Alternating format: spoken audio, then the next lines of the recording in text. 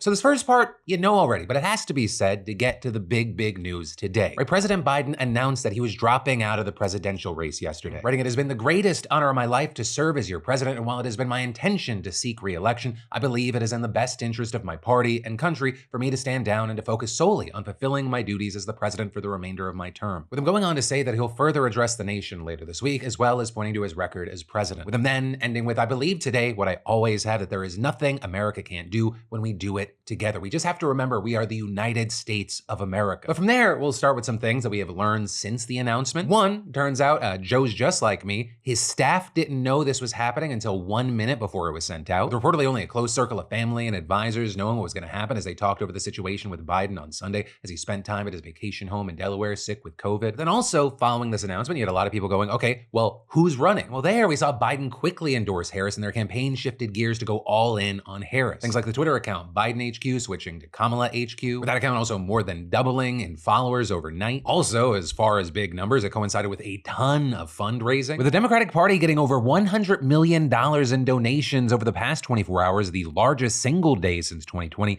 and Dem-aligned super PAC scoring $150 million. Also, speaking of money, there was a lot at play here regarding money that Biden had already raised, because an absolutely huge thing for Harris is that she can get full access to the money that was raised since she was part of the campaign, and it's the same committee, right? Because if that wasn't the case, then the campaign could either refund the donors, give it to the Democratic Party, or fund a super PAC. And while right now it definitely seems like Harris is gonna get the nomination, it's not a done deal, right? Yes, she got Biden's endorsement. Endorsements have just been rolling in, but technically there's actually a month before the party gets together to make that decision. And even Harris herself has acknowledged that, tweeting, "I am honored to have the president's endorsement, and my intention is to earn and win this nomination." Now that said, whether someone's actually gonna attempt to challenge her, that remains to be seen. Right, a lot of people whose names were being thrown out there as possible replacements for Joe Biden, like Whitmer, Gavin Newsom, and Buttigieg, were quickly endorsing Harris. But also, we quickly saw rumors that former Dems like West Virginia's Joe Manchin are considering returning to the party to run. Though again, a lot of lawmakers and officials have already started to back Harris. And, if there is a challenger at the convention, it'll be up to the party to decide what happens from there. And in the case of the Democrats, they have a two-tier system with pledged delegates and so-called super delegates. Right, the first are chosen based on the results of the primaries, and the latter are elected lawmakers, activists, and major party donors. Now, notably here, Biden has a ton of pledged delegates, considering that he absolutely smashed the primaries, but he's now out. And there's actually no formal rules for transferring delegates from a former candidate to another. Really, the closest thing there is Rule 13J, which states that delegates elected to the National Convention pledged to a presidential candidate shall in all good conscience reflect the sentiments of those who elected them. And there, it could be argued that since Harris was on Biden's ticket, then his delegates should just vote for her, since voters kind of already knew the situation when they chose Biden. Because as often as people ignore the Veep, it's always a possibility that they will become president. Especially because before Joe Biden stepped down, both presidential candidates were born before broadcast TV was fucking color. And that's, of course, in addition to the other general dangers of this job. Also, speaking of Veeps, there's a lot of talk about who Harris is going to have as her running mate. And there,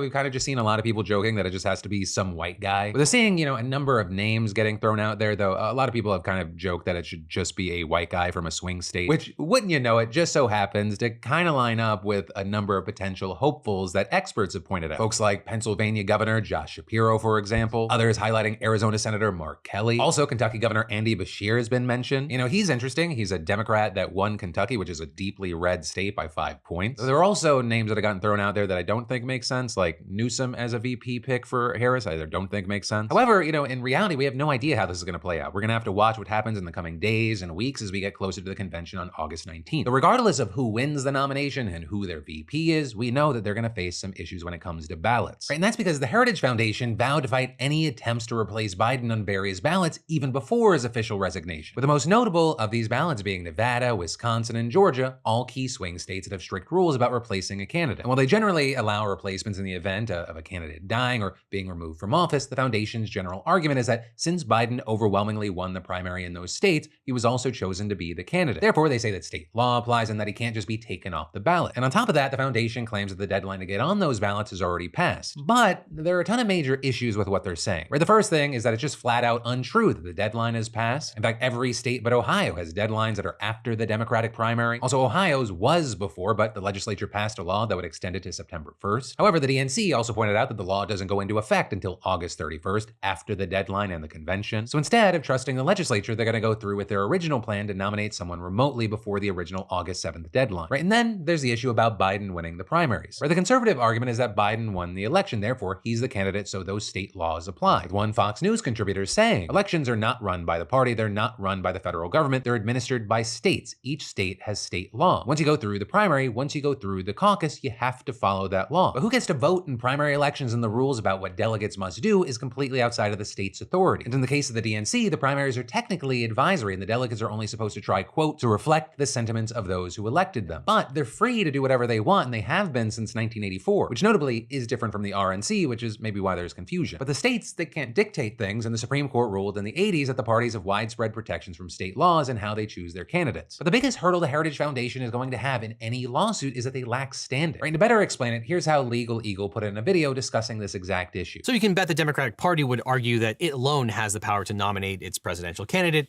and that no outsider has standing to challenge that. Right, and he's not just some random YouTuber yapping. He's backed up by a ton of legal scholars who all agree that these efforts to block Biden's removal from ballots, they're just not going to get anywhere. However, even if there's no real legal argument, the legal aspects of all this, what we have seen are many conservatives jumping at the opportunity to try and make the Democratic Party look undemocratic. Right, and so far we've especially seen this on Twitter, where there have been widespread claims that Biden was forced out and people calling it a coup. The likes of libs of TikTok writing, the people who called us a threat to democracy for years just ran a coup against the sitting president. You also had folks like House Speaker Mike Johnson writing, at this unprecedented juncture in American history, we must be clear about what just happened. The Democrat Party forced the Democratic nominee off the ballot just over 100 days before the election, having invalidated the votes of more than 14 million Americans who selected Joe Biden to be the Democratic nominee for president. The self-proclaimed party of democracy has proven exactly the opposite. You know, while there was no shortage of accounts parroting those claims, there was also a ton of pushback. Simple, unassailable facts. What happened today was not a coup. January 6th was literally an attempted coup, and anyone who says otherwise is either a moron or a bad faith actor. You also had folks like an associate professor at the University College of London writing, actual coup expert here, a president deciding not to run for re-election according to democratic rules isn't in fact a coup. By contrast, an incumbent trying to steal an election after losing by telling officials to find more votes and inciting a violent attack is an auto coup. With many also noting that many of the Republicans calling this a coup were also demanding that Biden step down. Right? And in particular, they've pushed this talking point that Biden stepped down because of his allegedly declining mental capabilities and health. With even House Speaker Johnson suggesting this, saying, if Joe Biden is not fit to run for president, he is not fit to serve as president. He must resign the office immediately. November 5th cannot arrive soon enough. Though again, and this is a key thing, nowhere has it been stated from Biden or his team that he was stepping aside for any of the reasons that people have been saying. But there's a big difference between dropping out, not taking your party's nomination because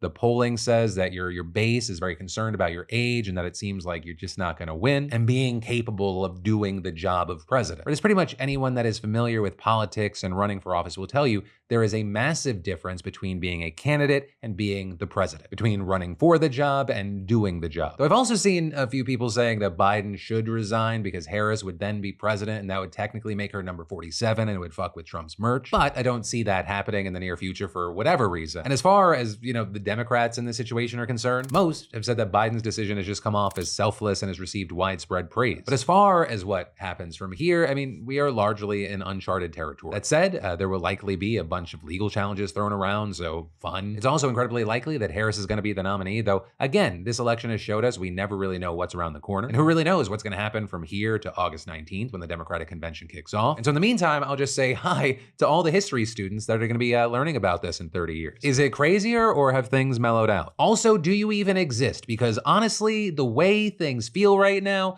that might be a win. And of course, just as I was wrapping up today's show, more news dropped. It is definitely looking like Harris is going to be the nominee, as she's already secured many of the delegates that she needs for the nomination, if not more than enough.